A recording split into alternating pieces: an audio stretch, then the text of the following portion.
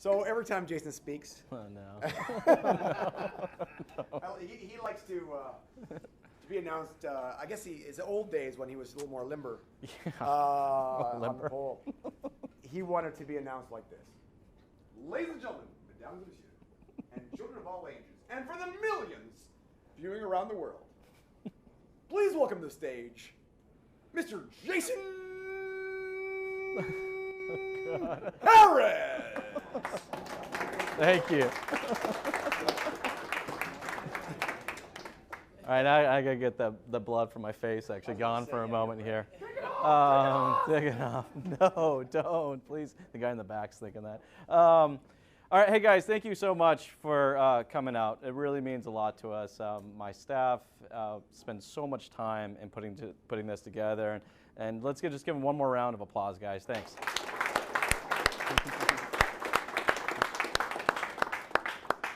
You know, we do these for the benefit of all of you guys.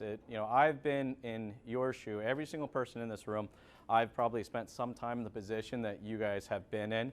And it's such a passion for myself and for my team that we see every single one of you do better and exceed and grow within this amazing industry that we're in. We are so proud to be a part of this industry, and you guys should be so proud of your industry as well. I think we should actually have one more round of applause just for our industry, right? Come on. Now today, guys, I get to talk to you about one of my favorite things, and that is branding. Just so you guys know, this is the hot dog version of me. When I asked my team that I needed some type of digital mascot, this is how they see me. A little concerned that that's how they view me, as a hot dog cylinder individual. I'm sure there's probably a lot to do with that. But anyways, today guys, we're going to talk about branding. We're going to talk about the importance of it, the benefits, and then of course the content that goes behind branding. To get us started, branding exists in the mind of your customers. Now, a brand is not limited to the company that you guys work for. A brand is yourself, the company you work for, the manufacturer you support, right? Brand exists all over the place. But understand that a brand is not something that you define. A brand is what the customer defines you to be. How would they describe you? That's what the brand is. Today, guys, we're going to talk a little bit about that. It's going to get started here. Which of these words, all right, would define your brand? All right, we all want to be defined by very specific words, either transparency or innovation. Are you a fun brand? Is that something I can associate with myself? All right, are you guys fun? Are you hassle-free? Do you make the experience easy for me? Are you passionate about what you do? Are you timely, and are you professional? These are words that we want our customers to describe us as. If that's our goal and objective, then we need to be very aware of how we're putting content out there and what content we're putting out there to ensure that these are the words that our customers are using. Again, the brand is not just defined to you as an individual, but also how the brand gets defined from your employees. As if you're an employee of a company right now, all right, how do you define the company that you're working for? You know, do you define the dealership that you're working for as fun? Is it tyrancy? Is it boring? All right. Owners of these companies need to understand that our employees and our customers define who we are as a brand. Now, this next slide is an amazing example of a Canadian auto group that has done a phenomenal job of defining who they are as a brand and using that information to attract new employees. So we're going to take a minute and watch this video. It's go time. Sir, I'd like to be considered for the position of finance manager. Yeah, this guy gets it. Who's this? I don't know. You promised me I'd get promoted. Goodbye. Nice try, Barrie. You're such a loser, Barrie. Stop laughing. Mom and Dad embarrassed of your career? Welcome to the Go Auto Revolution, Toronto. You get what you pay for. Follow me.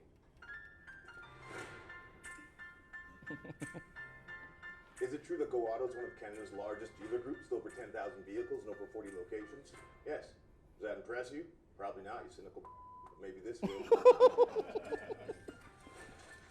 We're hiring, bigly. And our promote from within culture means we don't do jobs, we do careers. Isn't that right, Greg? Can't talk, making money. Greg used to mop floors. Now he's mopping up sales. Still not impressed? All Go Auto employees receive great benefits and profits from the employee investment program. You like money? Our customer loyalty program and in-house financing means all of our sales associates close more deals than this guy.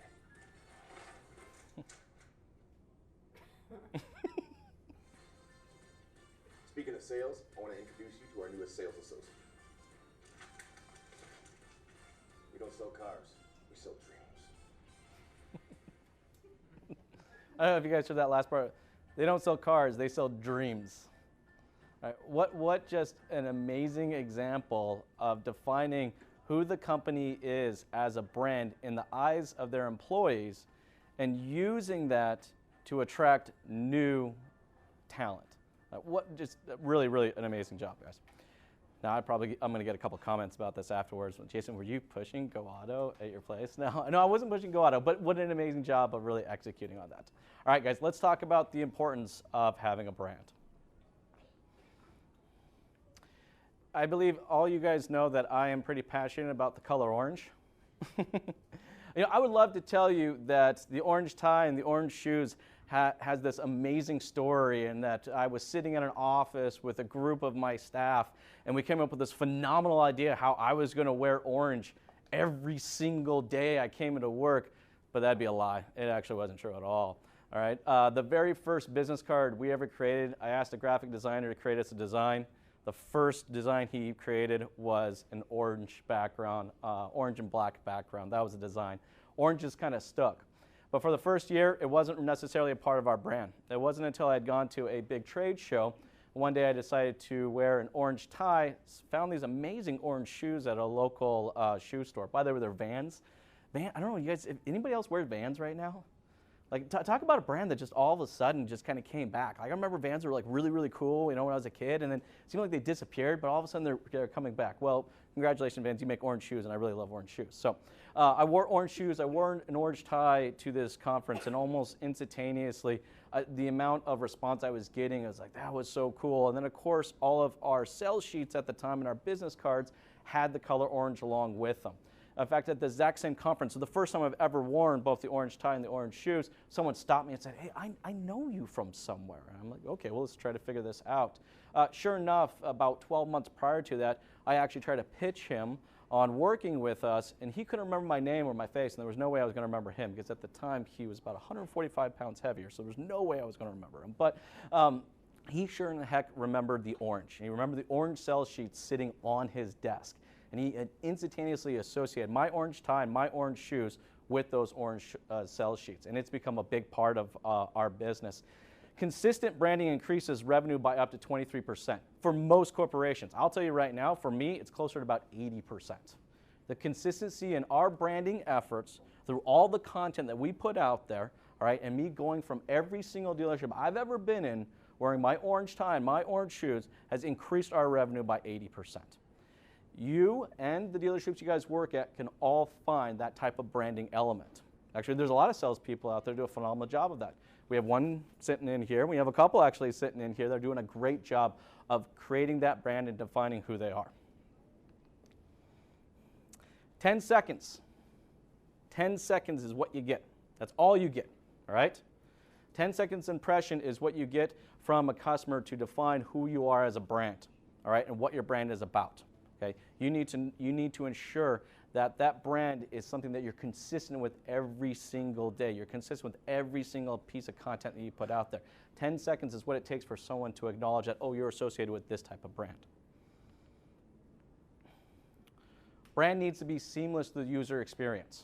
All right? What I mean by that is that if a customer is expecting an experience online, that experience online needs to be seamless to the in-dealership experience, which needs to be seamless to the after-sales experience, right? if these experiences are not seamless, it will actually immediately discredit your brand. Again, all coming down to consistency. 73% of consumers love a brand because of great customer service. So something that they're open about. Customer service is a huge part of brand loyalty. Now guys, it's not one thing. It's one thing to say that customer service is a part of your brand. It's a whole nother thing to show that. And we're going to talk about that as we start developing out content, right? You can't just say you're in customer service. You need to show that you're in customer service. And you do that through your consistency of efforts, but also documenting those efforts through content. Loyalty equals transparency, or even can be the other way around. Transparency can actually equal loyalty as well. All right? 94% of consumers are more likely to be loyal to a brand when a commitment of full transparency is made. So transparency is a huge part of brands that we're currently a part of. If you guys think of, each one of you have brands that you guys are currently committed to right now. Now this could be clothing brands, this could be automotive brands, this could be hotel brands or video game brands, but these are ones that you're always consistently going to because of the transparency and that seamless experience that they give you. How familiar is your brand? 59% of consumers prefer to purchase from a familiar brand. Creating familiarity in your brand, again, comes back to the consistency in your guys' efforts, right? For me to be familiar with your brand, I need to have frequency and you guys consistently sharing the exact same message. Define what those words are for you. Who in this room would say your brand is defined by transparency? Would you guys say that's a part of what you do when you're selling a car or selling a product or service? Transparency is a part of it, right? Who in here don't believe in customer service? Who in here does believe in customer service? Okay. Do your customers describe you as that? If you were to go back right now and ask the last 5 people that you sold a car to, give me 3 words that would describe myself and the experience you had with them. Would transparency be one of those words? Would customer service be one of those words? If the answer is yes, guys, you're on the right track here, okay? If you're not 100% sure, you need to take a moment, all right? How are people viewing me?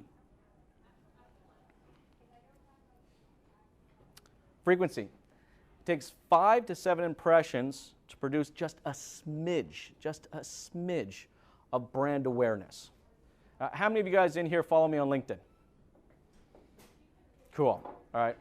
I don't know if you guys noticed lately, but we've actually ramped up the amount of content we put out on a pretty regular basis. Our current goal right now is in an 8-hour normal shift day or work day that we're putting out a fresh piece of content every single hour that you guys are working on Facebook, LinkedIn, and Instagram.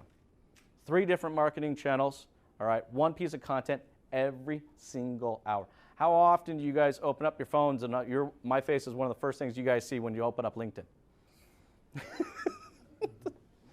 You said that in a negative way. No, like you're just Rob, what you got? Jason, can there be too much content? Is there a threshold?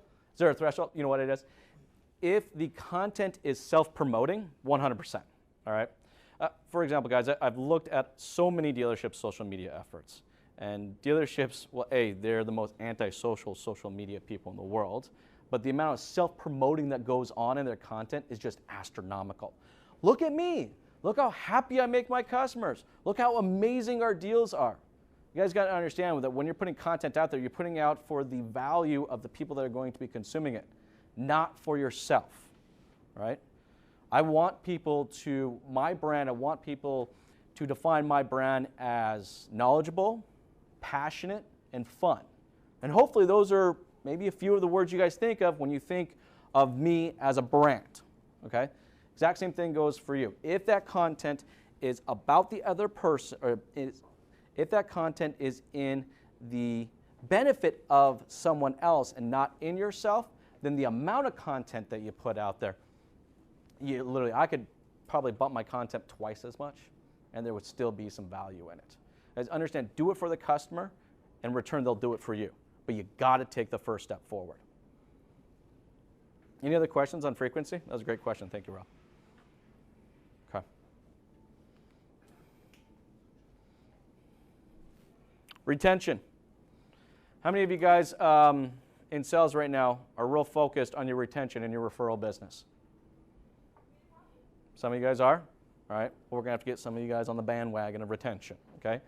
A 2% increase in customer retention can lower your customer acquisition cost by over 20%. Okay. Now, I'm using cost kind of in a very loose term here. Okay. I don't necessarily mean dollars. It can mean dollars, all right, but I'm also talking cost in the sense of time. All right. What is the most valuable commodity right now out there is time. Okay. You focusing on increasing your retention will lower the amount of time you have to put into, right, your sales funnel. Does that make sense? Does that make sense to everyone here that's in charge of sales or they're a salesperson themselves? Okay. All right, now let's get into content because we know we love talking about content, right? Well, at least I like talking about content.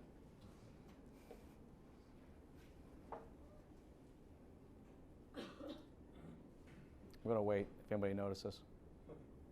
Okay, I got a giggle in the back. Okay. You guys were sitting here waiting for something to play here, right? Okay. 20% of people will read the text on a page, but 80% of people will watch a video. So if you're reading this, you're in the minority. If you guys think about the content you're going to put out there, the words are not nearly as important as the video. From a brand perspective, I need to see you as an individual, all right? 4 times as many customers would rather watch a video about a product than read about it. When you guys are sending emails out to customers, are you sending out long-drawn emails about how amazing the product is? Or are you guys sending out a great video about how amazing the product is? Raise your hands, actually, I'm really kind of curious. How many people right now are using video in their email responses? All. So, okay. We got a few people, guys, something to think about, okay? If your dealership doesn't already have a tool like this, these tools are very inexpensive for you to purchase and utilize yourself, okay? That video is going to mean so much more to the customer than you guys writing out any type of text. Any questions about that before I move on? Okay.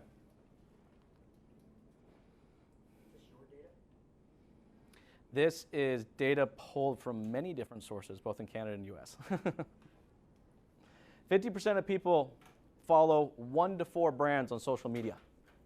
Actually, I'm kind of curious. How many people right now, just one brand, how many people are following one brand on social media right now? Okay. How many people are following 2 brands on social media? 3 brands? 4 brands? Wow, okay. So some of these brands probably have some work for you cut out. Clearly the ones that you're following are bringing you value, hence the reason why you continue to follow them, right? Our goal, guys, for you as individuals, both as salespeople and dealerships, is that you guys become that brand that I want to follow. Why would I want to follow you? The product and service that you sell is not the reason I want to follow you. You need to bring more value to the table than the value of the product or service you sell. Does that make sense for everyone? Okay. Custom content over generic content. 78% find companies that focus on custom content are more trustworthy than ones that use generic content. This is great for anybody in here in charge of their dealership's website? Okay, I got a couple people in here? Okay, that's perfect, all right?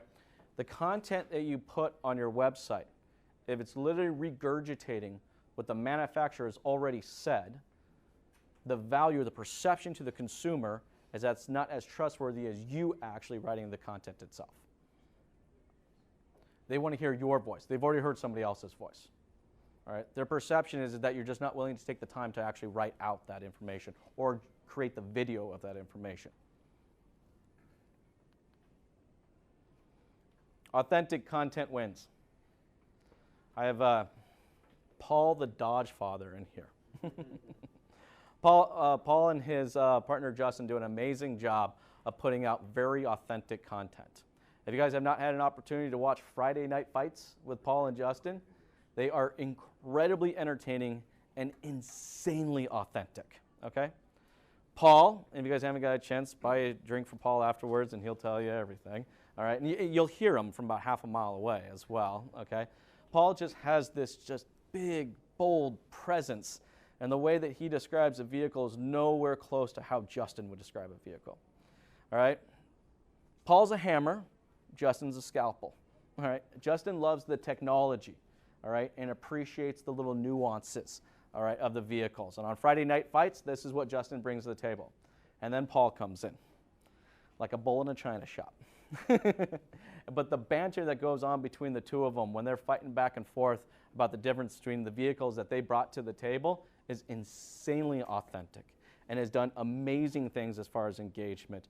And you correct me if I'm wrong, but has developed out a sales funnel for you that is just constantly dripping new leads into it on a regular basis, right? It's what I think originally started as just a good idea, all right, quickly molded into just this very, very authentic approach to talking about used vehicles that customers now are coming to on a regular basis. Every Friday they do it. They're looking for that next Friday night fight. It's both educate and entertain, and Paul and Justin bring both. I'll let you guys figure out which one's which. Educate, entertain. All right, but it's through that authentic content that I'm able to relate with them, not only at a personal level, but then also get appreciation for what they're doing as a brand and continue to follow them. You guys have followers, people that are consistently commenting and watching the videos and just looking for that next one. They're requesting them. They're even requesting them, right?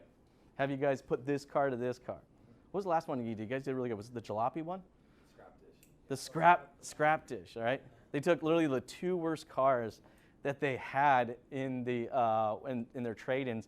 And I think at one point in time, of course, Paul, in Paul's typical way, goes in for the handle and literally just rips the handle right off the car. But it's just, it's educating, it's entertaining, it's so authentic that consumers are able to watch this and go, oh, these guys are fun. I mean, this is a brand I want to associate myself with. If I'm going to buy a vehicle and I'm in the London area, all right, I want to buy a vehicle from these guys. And they're just having fun from a very authentic place. Organic content has 10 times more conversion lead rate than paid content. And I know a bunch of guys might be thinking, wait a second, Jason, don't you run a marketing agency? And yes, I do, okay? Paid content, all right, has a tremendous amount of value, all right? But organic content is where it's at. Now, how do we use paid to help support our organic strategies? I have a dealership that produced a video for a Jeep Wrangler, and it was about how to install their windshield wiper fluid, their windshield wiper inserts. Okay, we put that video together. It was a really kind of half-assed, poorly done video, but we put it together and we threw it out there. We put a couple $100 behind it as far as paid goes, just to see if anybody gave a crap about this particular message. Sure enough, it took us less than 30 days to go, wow, there's a lot of people out there that are very much so interested on how to insert properly the windshield wiper inserts on a Jeep Wrangler, because I guess supposedly it's really difficult. Does anybody in here own a Jeep Wrangler? Anyone? Okay, good, so I can pick on Jeeps, cool. He's smiling over it because he loves Jeeps. But this video did so well, we decided to turn it into an organic piece. And the organic piece was supported by blogs, it was supported by website content, it was supported by another couple of series of videos.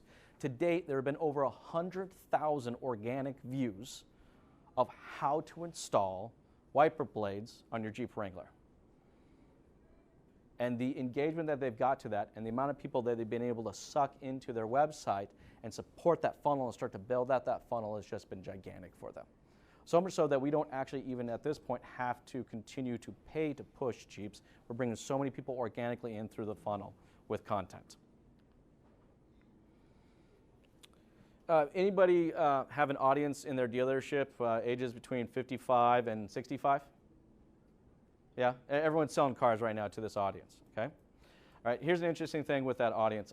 Branded content on social media is twice as likely to interest people at the ages of 55 to 65 than who are 28 and younger. Okay, branded content. You think brands are really important to us as millennials? Sure it is. But you know, we keep saying that it's incredibly important to millennials, but in reality, it's even more so important to that age group of 55 to 65, okay?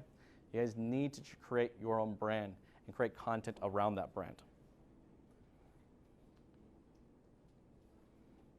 Blogs. Anybody right now doing a blog? Anybody doing, cool. Anybody doing a vlog? Cool. Why not? Why not? I'm sorry, guys. I'm going to get a little, slap you in the face right now, but what the hell are you doing? Okay? In a typical 8-hour shift on a sales floor, roughly about only 2 hours that 8-hour shift are you actually in front of a customer, face to face. That is 6 hours of your time you guys can be doing something. What do you guys think you should be doing? Creating a brand and following up. Yes. Blogs increase leads by 67%. Okay?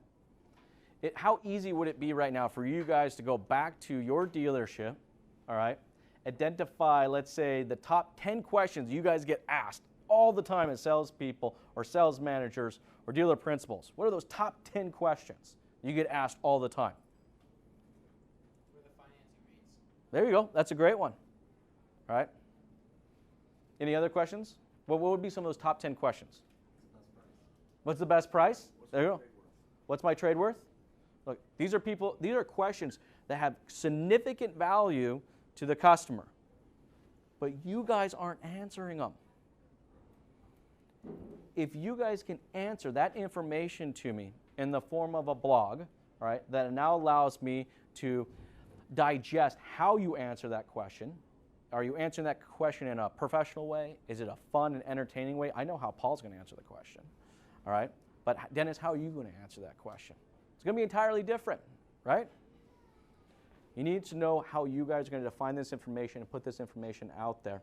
All right? Blogs are going to increase your leads by 67%. Quick question. How many of you guys believe that it's your dealership's responsibility to provide you leads? I know some of you guys don't actually want me to answer because you know I'm going to pick on you. All right?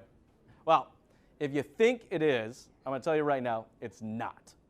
Okay? It is not your dealership's responsibility to provide you leads. Will they provide you some? Absolutely. But you're a sales professional.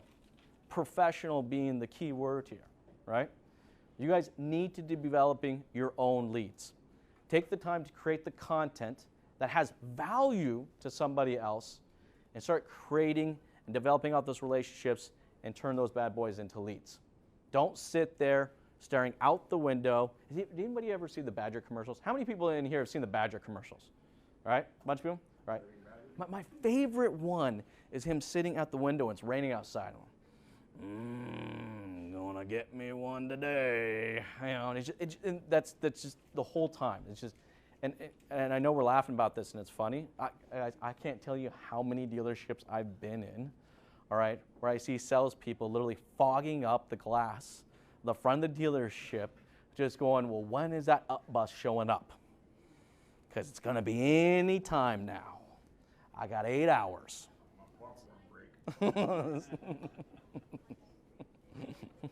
Bottom line, guys, take those 10 questions. You guys take them back. You guys answer them in the form of a blog and a vlog. All right. Now I know you're saying, well, Jason, you know, so many people. Sorry, go ahead, Matt. What is a blog? Okay, a video blog. I thought that's what a blog was. So yeah, so a blog is going to be in the written text. Right. Now, why are we going to write that into text? Well, because that's what search engines want to look for. Okay. They want to see that text so they know exactly what this page is about. All right? The vlog, the video portion of that page, is going to be how someone wants to consume it. Right?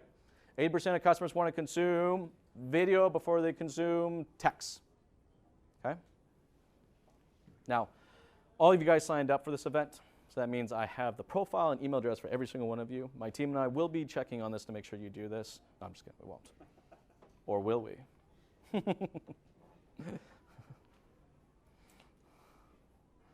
All right, companies with blogs produce, because we already kind of talked about that, 67% more. All right, too much self-promotion is very bad. I'll just simplify that for you, right? 45% of people surveyed said they would unfollow a brand on social media if they dominantly put too much self-promoting in there. Does everybody understand what self-promoting is? Pictures, comments about how absolutely amazing you are. Okay? That's not something I can buy into. Right? You guys need to give me something that I can buy into, right? What is your brand? How many people in here would define their brand as fun? Raise your hands. Anybody? Okay. I know you're fun, right? Okay. How many people would define their brand as transparent? Okay. That's how we want to be defined as.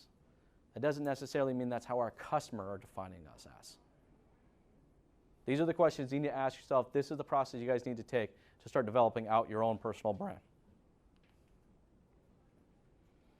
And now let's talk about the benefits, okay?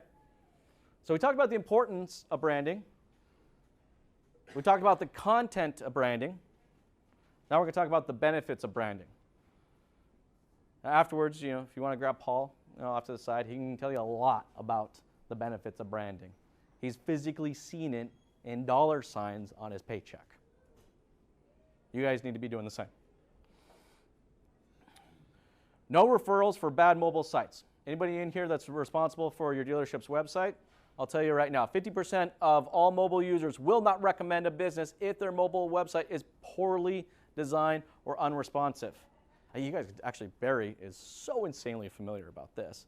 All right? I don't know if you guys know this, but Barrie actually, you were the first, weren't you, in the automotive sector? We're within the first, within the first handful of people that were putting out fully responsive websites, and that was back when? 2010. We had people that were literally shit talking us about how it was expensive. 8 months later, we're experts in responsive design. Guys, 2010.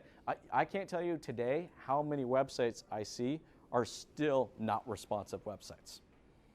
There are huge players in our industry right now. I mean, we're talking monster players in the automotive website space that still do not provide a responsive design, okay? But that's okay for you as individuals, because guess what? Your website's going to be, right? And I always say your website, all right? If you guys not had an opportunity, here's my little plug. I want you guys to check out strategywithjason.com. That is my brand, my website. Every single one of you need to have your brand and your website. Do not expect your dealership to do this for you, because they're not. Look, as your sales professionals, right? Where you're selling, that's just where you're hanging your hat right now. Now, hopefully you'll hang your hat there for a long period of time, okay? But do not build a career out of someone else's brand's efforts. Build your career out of your own brand.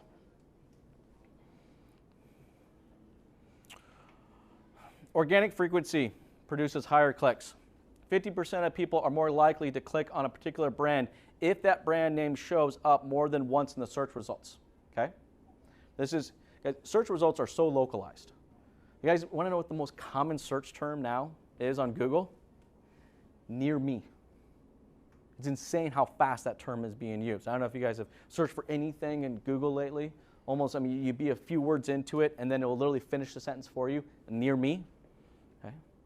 You putting out your 10 questions, putting out that content out there, all right? When someone's asking that question, you showing up, your website or your dealership's website showing up multiple times in that search function instantaneously tells that consumer that there's a significant brand. They're looking at this. How many times does this name pop up in this particular search?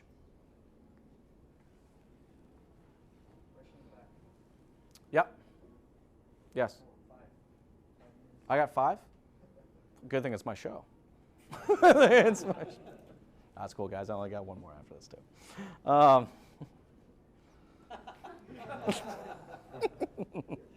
Guys, any questions about branding? Yes? How consistent? Incredibly consistent. I wore the same tie for 2 years. Not the same tie. I have 9 of these ties, by the way. But I mean, Vlogs? Talking about frequency, right? Look, at the end of the day, guys, when coming to building content, and me and Paul have sat down and had a lot of discussions about this, it's about creating a routine, right? I just recently signed up for the gym. Anybody else? Am I the only person here? Okay, thank good. Okay, I got, a good 15, I want to lose a good 15, 20 pounds I'd like to lose, right? Well, here's what I did. First 3 weeks, twice a week, religiously. Boom, every single time. Third, fourth week came around. Oh, man, it's game changer week.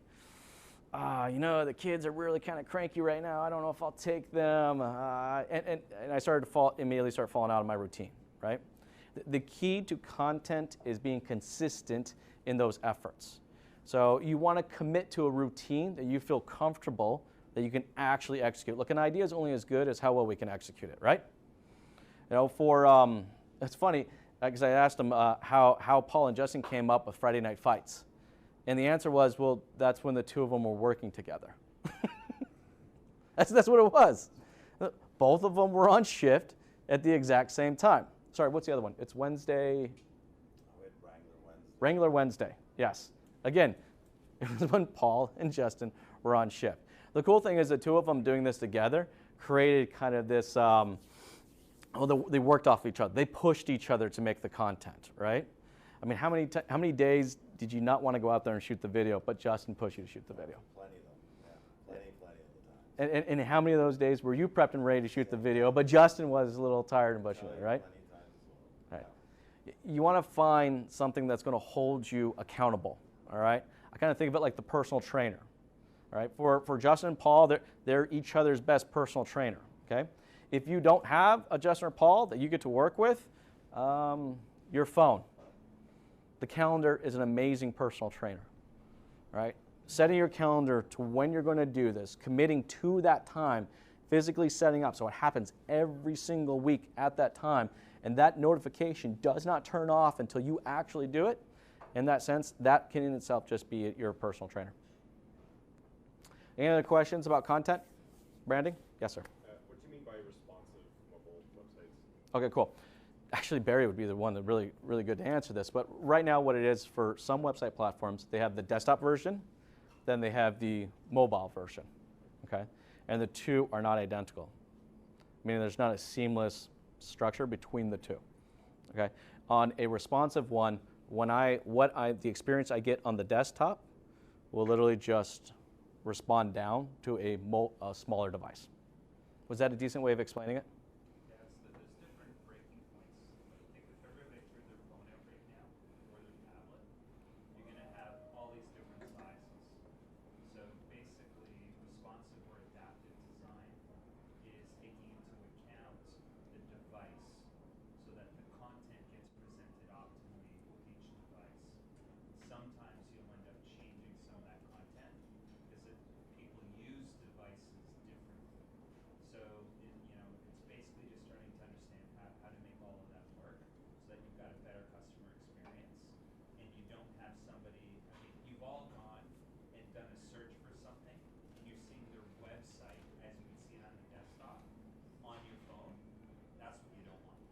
Yeah. So it basically gives you a much better experience. It's all about user experience at the end of the day. Guys, any other questions about branding or content? No? Okay. What Yes. about some of the best practices for sharing on, JP and I were talking earlier how if you share someone's LinkedIn thing, it can diminish your algorithm and things.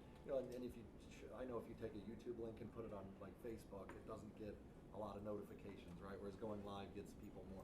Could you share some of those for these guys that do post a lot of content? Okay, so look, guys, there's a lot of different formats to utilize when executing on the content itself, right? Right now, each social platform will reward you based on the current format that they're putting out there, okay? So for the fact, I don't know if you guys know, but LinkedIn is going to be launching their live video format. In fact, actually, some people have already started to get access to that, okay? What's going to happen for a period of time, not forever, but for a period of time, anybody that's actively using that type of format, all right, that social media algorithm is going to push that content farther up. Same thing with Instagram right now. Right? For the longest time, Instagram organic was amazing, and Facebook organic was absolutely amazing, okay? But as the platforms continue to grow and continue to adapt, you guys should be aware of what formats, what new content formats are coming out, and you guys should be testing and playing with those. You'll see the benefit, incremental benefit of trying out new formats like that.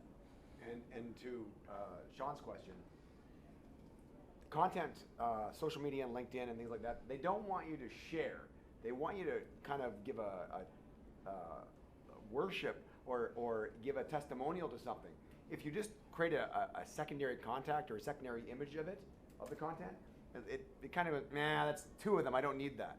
So if you create, because it's looking for original content. It's looking for original content. So make a post. If you want to share someone's post, make a testimonial. This was a great post. I wanted to give it, and then give the link. Don't just hit share and do it, because that actually knocks it down the list, right? Yeah, if you guys, I mean, look, you guys are out there consuming content yourselves, right? And you might find some value in a piece of content that you would love to share with your current audience, right? Just hitting the share button is not, and that's what we're talking about here, it's not the best strategy. All right, writing out a few sentences or even just quickly capturing a video of yourself talking about that specific piece of content and then tagging that content in the comments below, that will actually enhance and engage a lot better. You've all seen the video of the customer experience. The guy in the restaurant, probably now on LinkedIn's gotten about 80 times around. The guy in the restaurant's like, we could have made this at home. We don't think we're gonna pay for this. It's been around like 80 times. Well, every time it gets reshared, it actually takes that person, because it's been out 80 times, whoever just reshared it actually knocks them down in the algorithm, right? So it's better off to say, hey, I found a really cool video, and then embed the link, because then it's original content, like Jason was saying, right? It's all about original content at the end of the day. You guys, these are great questions. Hey, here's what's going to happen next. We are going to have to, unfortunately, grab some more drinks. We're going to have to step out of the room for a little bit while they reconstruct the room for us for dinner, so we can watch the baseball game. And guys, let's keep this momentum going. You know, connect with everyone next to yourselves. You guys have done the LinkedIn thing, so that's perfect. All right, let's keep the networking going. Let's have some fun tonight, guys. Thank you so much for your time. I really appreciate it. So.